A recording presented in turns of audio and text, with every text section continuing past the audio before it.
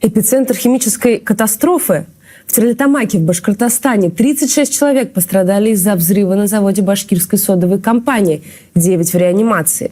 Инцидент произошел на предприятии крупнейшего производителя соды в России. Телеграм-канал ШОТ публикует первые кадры после случившегося. Все, завод. Облако дыма.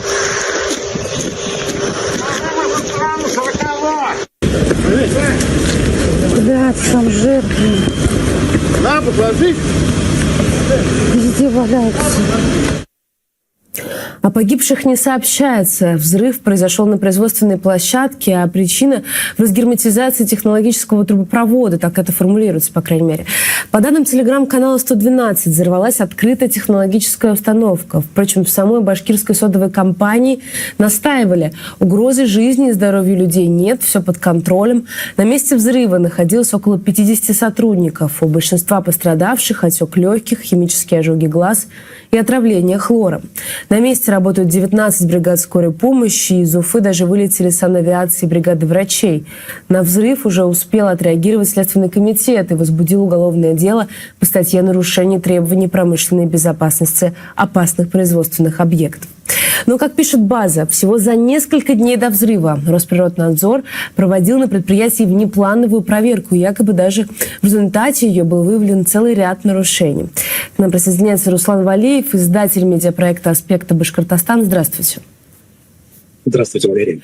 Хочется понять контекст произошедшего. Действительно ли предприятие было настолько проблемным? Какие-то серьезные нарушения там были выявлены буквально за несколько дней до вот этой катастрофы? Знаете, очень любопытно, что это произошло буквально ровно через 5 лет после того, как на этом предприятии, вокруг этого предприятия разгорелись события. Я думаю, что зрители «Дождя» помнят протестный Куштау, который закончился тогда формально победой людей, граждан. Вот. Но за 5 лет, на самом деле, много чего любопытного произошло. Сейчас обо всем, наверное, говорить нет времени, но скажу главное, не произошло того, чего обещали промышленники населению республики сразу после тех событий. Они обещали начать масштабную модернизацию производства, обещали обновлять оборудование, обещали сделать производство менее вредным для экологии, обещали ликвидировать накопленный экологический ущерб и, соответственно, пересмотреть, возможно, технологическую цепочку для того, чтобы в будущем не было нужды искать такие масштабные источники сырья, как башкирские шиханы. Но за 5 лет мы особых изменений не увидели.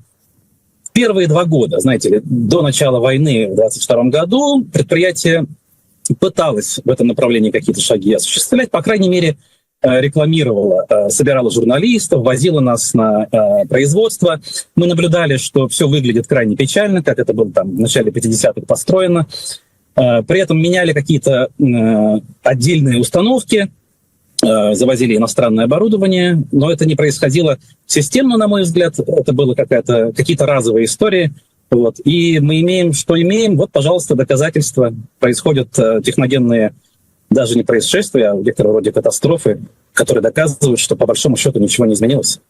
Да, вот хотела как раз спросить, насколько вообще справедлива такая, серьезная оценка вроде химической катастрофы. Некоторые СМИ так именно это и формулируют. Чем вообще грозит этот взрыв?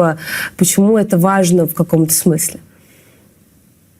Ну, я бы, наверное, не осмелился сейчас говорить о том, чем это грозит в масштабном смысле для экологии города и района. Возможно, все-таки масштабы не столь катастрофичны, но мы знаем, что есть десятки пострадавших среди сотрудников. Мы еще не знаем, все-таки на самом деле кто-то погиб или находится в критическом состоянии. Хлор крайне токсичное соединение. Вообще любые соединения с хлором токсичны.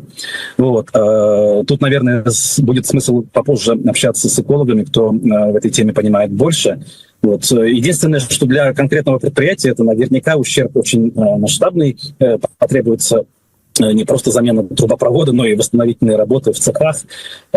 Насколько сильно пострадала технологическая цепочка в целом, это еще отдельная история. Сода — это, как мы знаем, как нам объясняли в последние годы, стратегический продукт. Это не только пищевая сода, но и кальцинированная, которая используется в промышленности, в оборонной в том числе. Кстати, сода не находится под санкциями, активно продает свою продукцию по всем странам, в том числе Европы. И если пострадала технологическая цепочка, ну, мы можем увидеть проблемы, связанные с производством, собственно, соды. Что ж, будем наблюдать за последствиями, о которых, я надеюсь, все-таки будут сообщать и местные СМИ, какая-то объективная информация будет до нас доноситься. Это был Руслан Валиев, издатель медиапроекта «Аспекты Башкортостана».